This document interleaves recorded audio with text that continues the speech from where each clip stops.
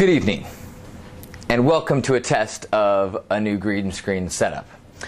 This weekend I went to the Rooselvelt Hotel in Hollywood. It's very famous, it's very swank, it's very she, or so I'm told, which that telling did become true as I did see Ivanka Trump and the 70s girl show who does the Family Guy voice.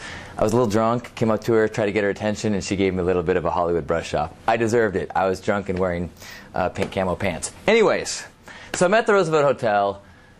On my way there, I was debating about train and driving, and I decided eventually I'm going to go to drive because I had too many boxes to bring. A little anxious about driving to LA, but I had a GPS thing that I got for Christmas. So I'm like, finally a chance to use it, ease my anxiety, everything's going to be awesome. Right about Irvine, it just turns off, stops working. Not the battery. I pull over, I try to fix it because I'd really rather not drive into LA with a piece of paper going and but no, stops working. So thank you, GPS machine. Tom, you suck. And so I finally make it there, pull into valet, everything's cool. Go get my room key, go up to my room. You know, the little like beep beep, wrong key, beep beep, you know. So I go back downstairs. These elevators take forever. They're really slow and old, I guess. So they give me a new key, go upstairs, fine, opens the door, and it's full of other people's crap. So first I checked to see if there was a laptop or anything good that I could take, and then I checked the sizes, and I didn't like any of their clothes. So I went back downstairs and get another key. Finally that one works. I'm like, okay, finally. Not a good start, but it's cool. That night, try to order room service, phone doesn't work. I called them on my cell phone to the front of the hotel. They're going to call me back. They never do. I call back on my cell phone, finally get some food at 4 in the morning. I should have taken that as a sign. If I'm calling for a pizza at 4 in the morning and I can't get through, maybe the universe is saying, go to bed, go to bed. Anyway, got my pizza. But, you know, normally it's now been 24 hours and I've talked to the front desk like 10 times. I know them. I've networked more with them than any client or anybody else I'm supposed to be there with.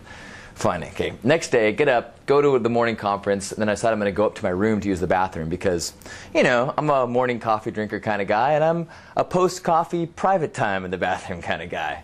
So, take the elevator up, stops, pitch black, no lights on. Not like, oh, it stopped and the music's going. No, it's black. I'm the only one in there. I got to go to the bathroom. So I take out my cell phone again and I turn on it and I use the light off my cell phone. And I'm like, trying to find like the emergency door. I go start looking up the ceiling because I've seen that in movies, right? There should be a hatch, right? So I'm like, come on.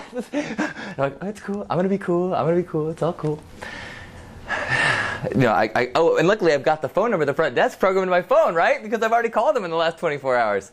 So, you know, I call like, hey, guess what? It's me. Yeah, I'm in the elevator. No, it's stuck.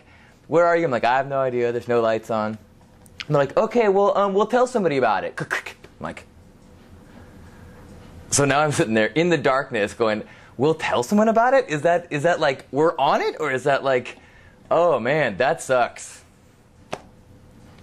Which is how I felt. So I call back like 5 minutes later now. I'm like, okay, it's starting to get a little creepy in here.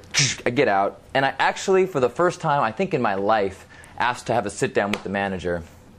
And I had a few drinks with me at the time, I'll admit it, because there was something going on. And went and talked to the manager. He's very apologetic, and he said, because there's anything we could do to make up for all these things that have happened to you. And he said, could we buy you a drink? I'm like, yes, you may. So everything ended up working out okay. All was well in the Roosevelt Hotel. I only ended up getting locked out of my room 2 more times during my stay and had 3 other elevator issues. But all in all, a very productive weekend. And taught me a lot about myself and my potential claustrophobia when it comes to haunted, schwanky hotels.